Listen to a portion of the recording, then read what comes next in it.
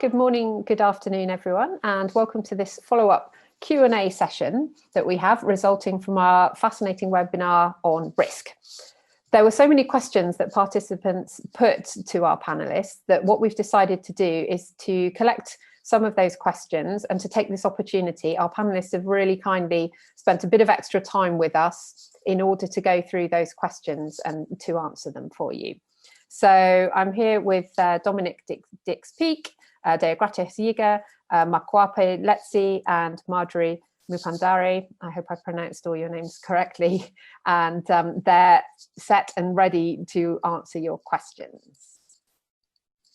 So I'll go to question number one. It's more of a statement than a question, but I think it's a really interesting one for our panel to speak to. The question was, from a practical lens of risk analysis, it's important to engage risk owners and mitigation owners in the process.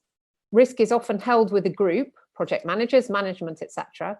It's key to have a discussion with stakeholders identified, as it's often across the delivery team, to make sure that they are aware and on board. And I'm going to ask Makwape to answer that question. Thank you so much, Lucy. I think, like you said, it is more of a statement, and it's a correct statement. And just to say that, you know, one of the implications of everyone not being consulted when addressing risk is the fact that at implementation level, that's why a lot of things, you know, fall through, or a lot of interventions actually don't go through or not successful. So for example, in our sector, which is, you know, the NGO sector, when you do community development, it's very important to just look at the grassroots level, you know, make sure that, you know, the community is involved, make sure that it's not only top management that are involved, beneficiaries are involved, and staff, who are mostly, in fact, all of the time, the foot soldiers also need to be involved. And I feel like the foot soldiers, majority of the time, are neglected when addressing such. Yeah. So. Thank you very much. Absolutely, it's core to the approach in everything we do is to involve the actual foot soldiers, as you say. So thank you. The next question we have is, Makwape and Dominique, thank you for raising the issue of protecting whistleblowers. This is something frequently referred to in safeguarding forums, but I haven't yet found guidance on how to actually deliver it beyond rhetorical statements in policies that say retribution to whistleblowers will not be tolerated. Can anyone point me to links to practical material on how to support whistleblowers? I'm going to pass this one to Dominique. Great, thank you. So I think that it's a really interesting question, because from a practical point of view, there both is and isn't quite a lot of resources out there. There's a bunch of different organizations who do have documents. I think the RSH Alliance does have on their website, and you can definitely use them as a resource. And maybe what we can do is just set up some links.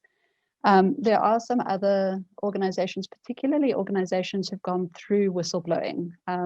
So I'm not sure who asked this question and where they're from, but in countries like South Africa, where whistleblowing has become an issue, some of the people, the organizations who work with whistleblowing, talk to this on their website. And I think that you'll find resources in places like Corruption Watch and those kinds of organizations. When we were looking through whistleblowing information around this, there's a great resource by the International Labour Office in Geneva that's put together a document that looks into whistleblowing from a country perspective, like over international programs. And so what they do is they speak to like who should be protected, the scope of protection, what is protection, what does it mean for anonymity, what is good faith, those kinds of things. And then they speak to specific countries' policies. And I think that it's a really good document to talk to, because things like they speak to in the public and financial sector, the UK has done a lot of work around whistleblowing. There's work through the United States, Singapore, South Africa, Tunisia, Brazil, Namibia, etc. So a bunch of countries all over the world who have got legislation and have this document has set it out in a way that is really comprehensive, that allows you to look at whistleblowing from different contexts. So if someone is looking for that resource, I've shared it with RSH, and I think I'll try put a link to it on the web page once this is done. Thanks. Thank you. And yes, we just to reiterate that, yeah, we will be sharing those documents with you when we have them, and we will put them up on the RSH website. Thank you. So next question is, a couple of you reacted to something that Marjorie said in her presentation, which is that zero tolerance approaches may not be working. So we've had a question, we'd like to ask Marjorie a bit more about that. And also, Marjorie, you say there are questions about whether a zero tolerance approach really works. I think it does, but I think we should be asking what we mean by zero tolerance and whether we're really committed to it. We have to walk the walk, not just talk the talk. So Marjorie, what are your thoughts on those questions? The zero tolerance approaches, yes, they do work, but there's also an issue of implementation of the policies.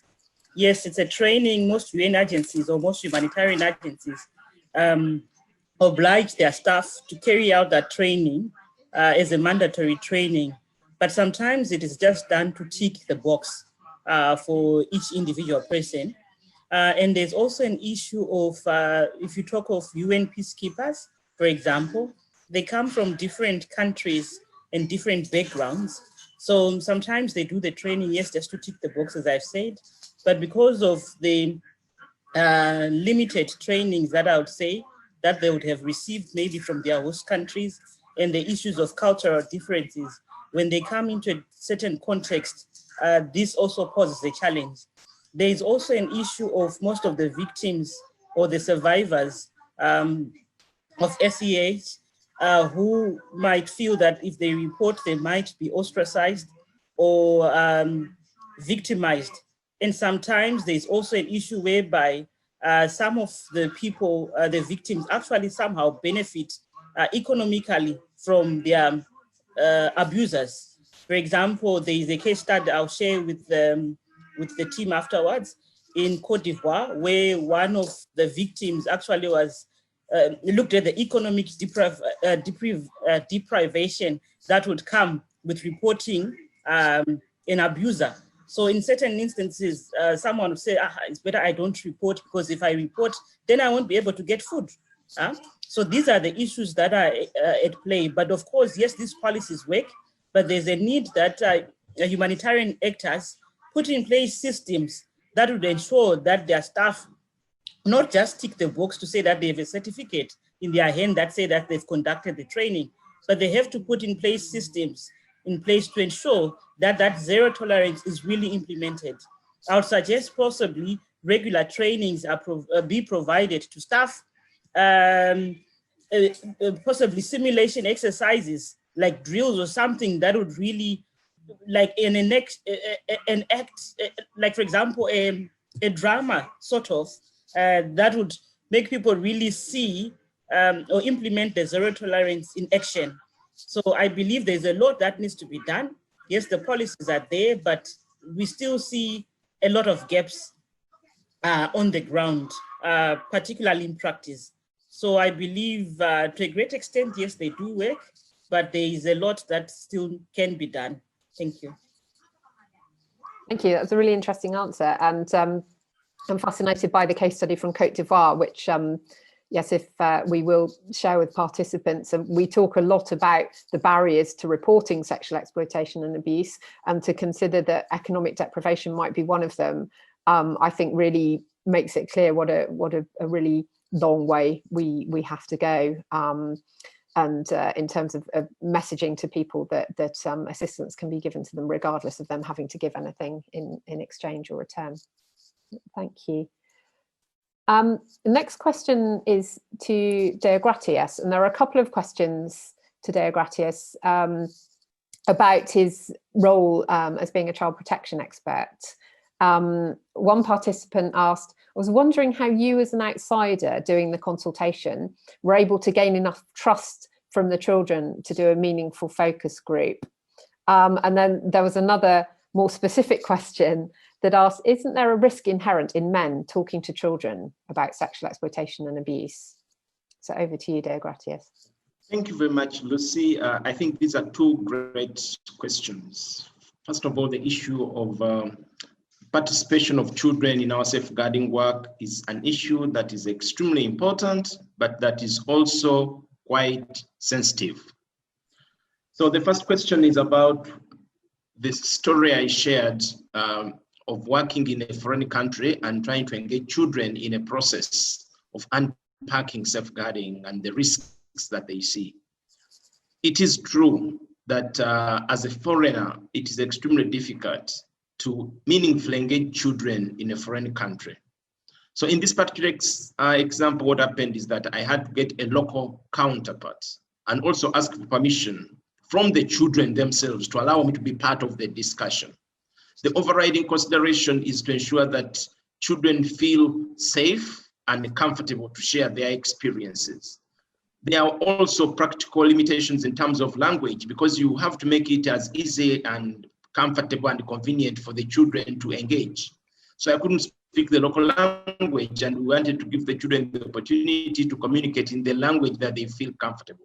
So the principle is that you would need to find a facilitator who will be most accessible to children, who the children will be most comfortable with.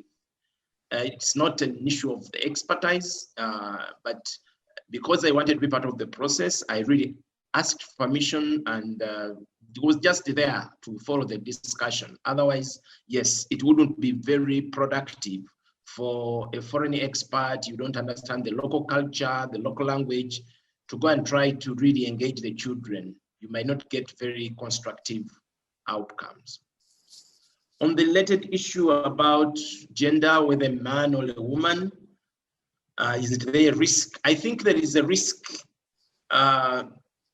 whether a man or a woman talks to children. There is always a risk if the right things are not done. If you don't create the safe environment, if you don't do it safely, it doesn't matter whether it's a man or a woman, both can pose a risk to children. So the key issue is to ensure that there are sufficient safeguards in any engagement with children, whether it's a man involved or a woman. However, it's also not true, because when we're doing safeguarding work, many times we find this stereotype and belief that children are safer with women, which is not necessarily true. I think the mindset to go with is that everybody, both men and women, can pose a risk to children. But for practical purposes, especially talking about sensitive issues of sexual abuse, we find that if it would be helpful to find a woman to talk to the girls and a man to talk to the boys. This is for practical purpose of creating the necessary conditions and comfort for the participants. But otherwise, it would not be safe to generalize that, there are great men who are very good and, in facilitating discussions with the children. And so it is the conditions, it is the skill, but for practical purposes on sensitive matters, yeah, you might want to have this separation. Thank you. It was a really interesting answer. And I think I'm going to throw another tricky one at you, Deogratias, if you don't mind. We had another participant asked, related to local context, how do we define and place early marriage in regard to safeguarding? For instance, if it's legal to marry at 14 based on local law, but the organisation's policy works based on child rights standards, how do we reconcile both? Yeah, we do recognize, this is another great question. We do recognize that there is a conflict in many times when we talk about safeguarding. There is a conflict between the global legal framework and the local cultural framework in many societies with regard to issues of children's rights, human rights, especially specific issues like child marriage. So this conflict is there, and one of the key ingredients of a sustainable approach to safeguarding is to ensure that there is dialogue with the stakeholders and actors at the local level to help them reconcile their cultural beliefs, attitudes, and practices with the generally accepted universal, national, or global standards for human rights. So this is something we really encounter, and the strategy is to ensure that without compromising the standards, you can't compromise the legal standards, but we need to dialogue with communities to help them realize why these standards are what they are, and why it is important that we transform our beliefs to align with these standards. So you do not simplistically expect that because if the law says so, people will align, but also you cannot condone retrogressive practices under the guise of local culture. So the key solution is dialogue, education, engagement, constructive and respectful engagement in the best interests of the children. Thank you. That was a really, really useful answer to a difficult question that I think a lot of us grapple with. So thank you for that, dear Gratias. I think we have time for one more question. And I'm gonna throw this open to all of you at the end. The question was, there is more and more talk about organisations stopping trying to discern whether or not sexual exploitation, abuse and harassment is happening and just assuming that it is. This is a hugely important shift in attitude by organisations, but I am curious about the panel's thoughts on this approach and whether we lose a nuanced understanding of local context in doing so. So does anybody want to volunteer to answer that question?